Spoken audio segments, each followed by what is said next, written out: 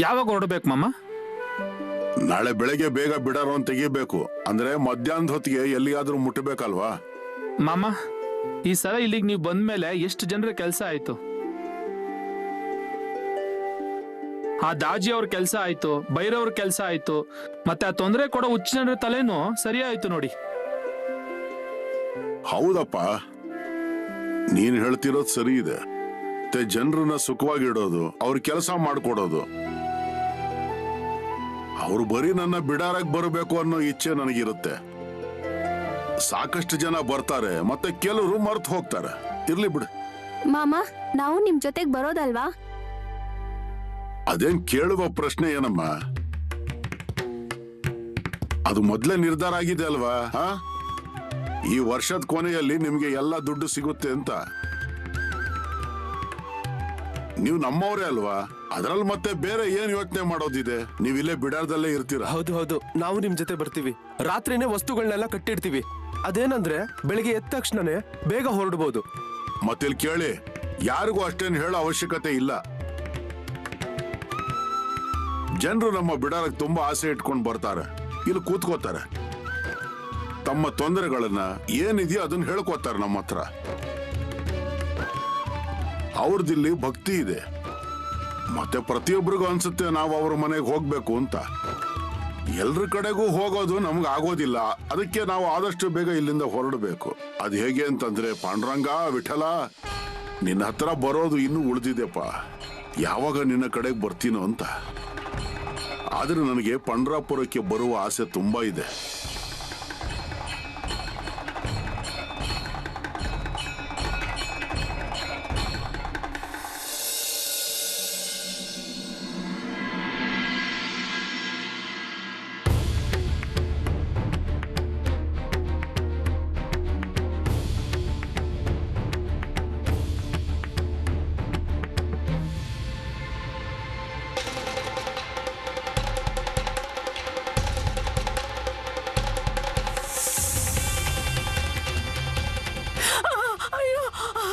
ಭೈರವ, ಭೈರವ, ರೀ ಹೇಳ್ರಿ. ಅರೆ, ಏನಾಯ್ತು ಏನಾಯ್ತು? ಭೈರವನ ಹತ್ರ ಹಾವಿದೆ.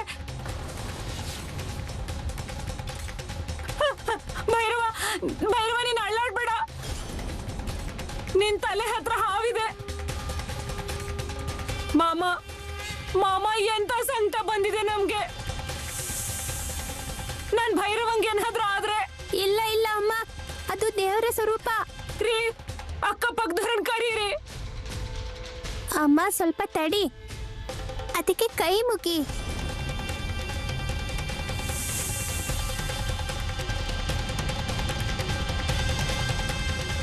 ಮಾಮ, ನನ್ನನ್ನ ರಕ್ಷಣೆ ಮಾಡಿ.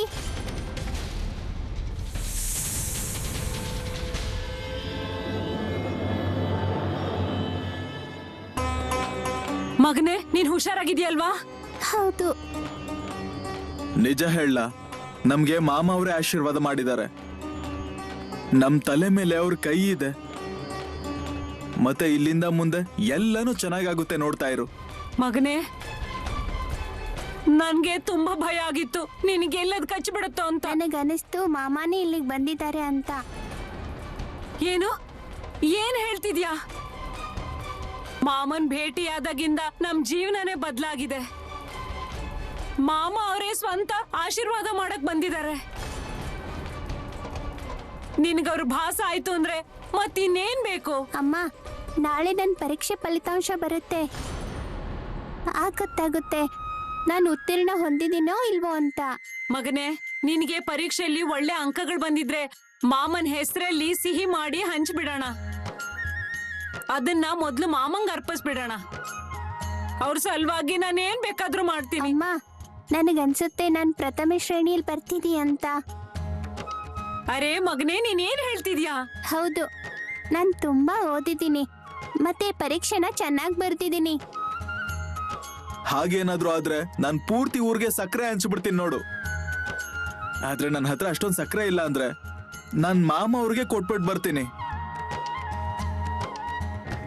ಅವ್ರೊಬ್ರು ಕೊಟ್ರೆ ಪೂರ್ತಿ ಊರಿಗೆ ಕೊಟ್ಟ ಹಾಗೇನೆ.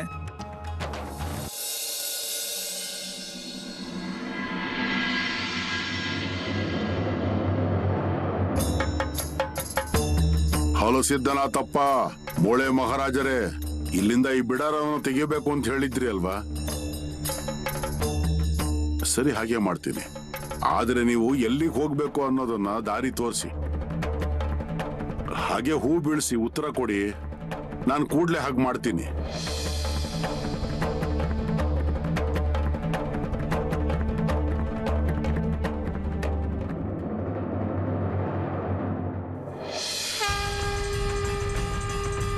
ಸರಿನಪ್ಪ.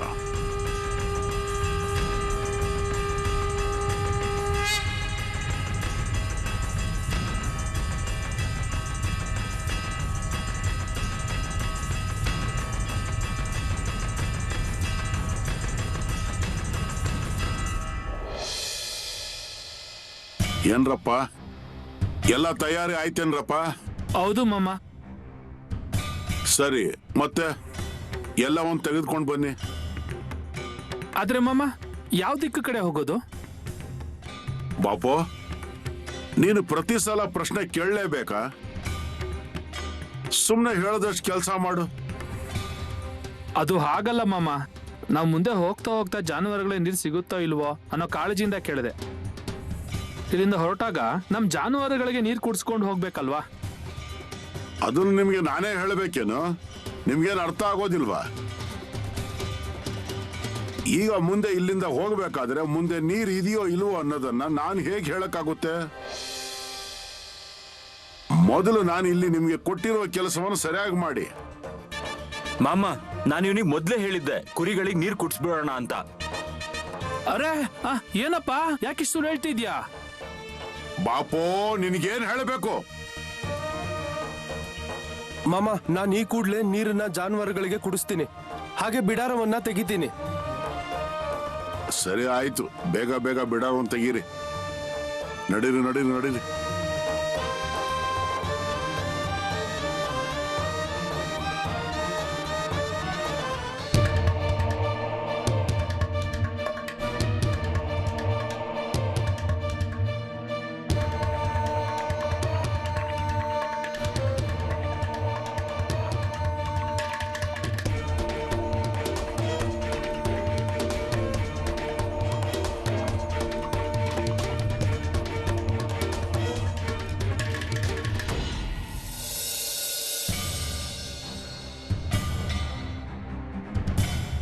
ಮಾಮ, ಏನಪ್ಪ?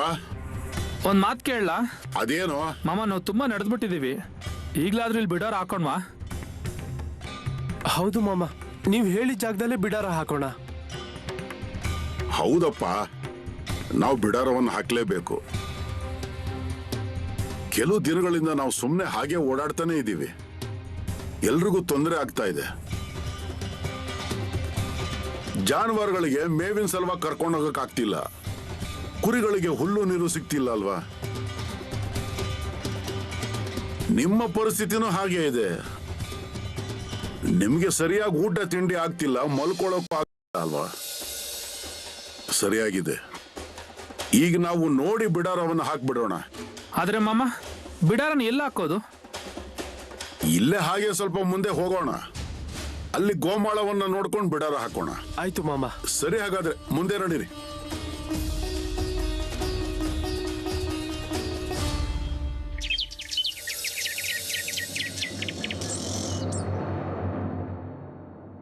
ಮಾಮ ಅದೇನ್ ಹೇಳಿದಾರೋ ಅದನ್ನ ಮಾಡಿ ತೋರಿಸಿದ್ರು.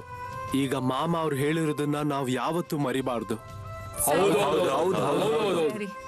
ಅಯ್ಯ, ಯಾರಾದ್ರೂ ಮಾಮ ಅವ್ರ ಭಾವಚಿತ್ರ ಕೊಡಿ ನನ್ಗೆ.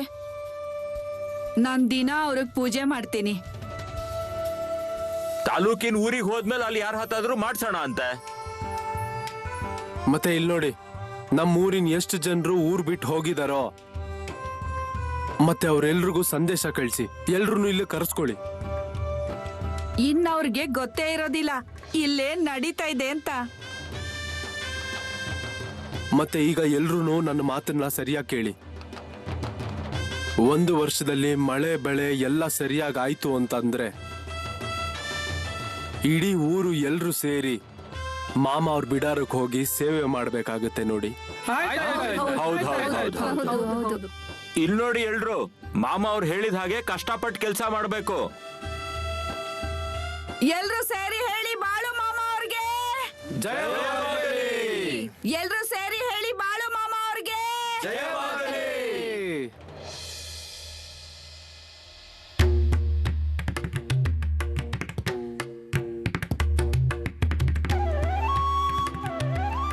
ಇಲ್ಲಿ ಇಷ್ಟೊಂದು ಜನ ಇದ್ದಾರೆ. ಇದು ಬಿಡಾರ ಅಂತ ಕಾಣಿಸ್ತಾ ಇದೆ. ಮತ್ತೆ ಕುರಿಗಳಿದಾವೆ. ಅಯ್ಯೋ, ಇದು ಮಾಮ ಅವ್ರ ಬಿಡಾರನೆ. ಮಾಮ, ಮಾಮ, ಓ ಮಾಮ. ಕೂತ್ಕೊಳ್ಳಿ ಕೂತ್ಕೊಳ್ಳಿ. ಮಾಮ, ನಿಮ್ಮನ್ ಯಾರೋ ಕರೀತಾ ಇದ್ದಾರೆ.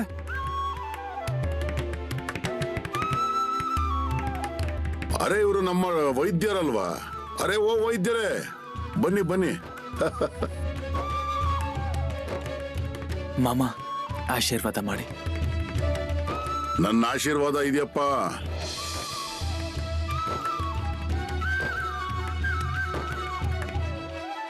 ಮಾಮ, ಯಾವಾಗ ಬಂದ್ರೆ ನೀವು?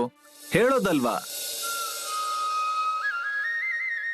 ದತ್ತೋಣ, ಗುರ್ತು ಹಿಡಿದ್ರ? ಹೌದೌದು, ಗುರ್ತಿಡ್ದೆ ನಾನು. ಹೇಗಿದ್ದೀರಾ? ಚೆನ್ನಾಗಿದ್ದೀನಿ ನೋಡಿ ಡಾಕ್ಟ್ರೆ. ಮಾಮ, ನನಗ್ ಮೊದ್ಲೇ ಹೇಳೋದಲ್ವಾ? ನಾನು ಇಲ್ಲಿಗೆ ಬಂದು ಎಲ್ಲ ವ್ಯವಸ್ಥೆ ಮಾಡ್ತಿದ್ದೆ. ಅರೆ ನಾವು ನಿರಂತರವಾಗಿ ಓಡಾಡೋ ಜನ. ಕುರಿಗಳು ಹೊಟ್ಟೆ ತುಂಬೋದಿಕ್ಕೆ ಮೇವು ನೀರು ಎಲ್ಲಿ ಸಿಗತ್ತೆ ಅಲ್ಲಿಗೆ ಹೋಗ್ತಾ ಇರ್ತೀವಿ ನಾವು. ಮತ್ ನೀನ್ ಹೇಗಿದೀಯಾ? ನೀನ್ ಏನಪ್ಪ ನಮ್ಮ ಹತ್ರ ಬರೋದೇ ಇಲ್ಲ. ಎಲ್ಲೋ ತುಂಬಾ ಹಿಂದೆ ಭೇಟಿಯಾಗಿದ್ವು ನಾವು, ನಂತರದಲ್ಲಿ ನೀನ್ ಬರ್ಲೇ ಇಲ್ಲ. ಮಾಮ, ಈ ಹಳ್ಳಿಗಾಡಲ್ಲಿ ಡಾಕ್ಟರ್ ವೃತ್ತಿ ಮಾಡೋದು ತುಂಬಾನೇ ಕಷ್ಟ ಮಾಮ. ಹೌದಪ್ಪ, ಗೊತ್ತಾಗುತ್ತೆ ನನಗೆಲ್ಲನೂ. ಅಯ್ಯೋ ಮಾಮ, ಜನ ಆಸ್ಪತ್ರೆಗೆ ಬರೋದೇ ಇಲ್ಲ.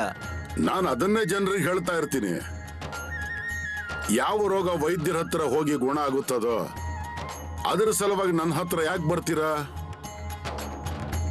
ಆದ್ರೆ ಜನ ಕೇಳೋದೇ ಇಲ್ಲ. ಅರೆ ಏನ್ರಪ್ಪ, ಯಾರಿಗಾದ್ರೂ ಎಲ್ಲಾದ್ರೂ ನೋವಿದ್ಯಾ? ಇಲ್ಲಿಗೆ ವೈದ್ಯರು ಬಂದಿದ್ದಾರೆ, ತೋರಿಸ್ಕೊಳ್ಳಿ. ಮಾಮ, ನಮಗೆ ಯಾರಿಗಾರು ಆರೋಗ್ಯ ಸರಿ ಇಲ್ಲ ಅಂತಂದ್ರೆ ನಾವು ಒಂದ್ ಚಿಟಿಕೆ ಭಂಡಾರ ನೀರ್ನಲ್ಲಿ ತಗೊಳ್ತೀವಿ. ಆಗ ಹುಷಾರಾಗೋಗುತ್ತೆ ನೋಡಿ.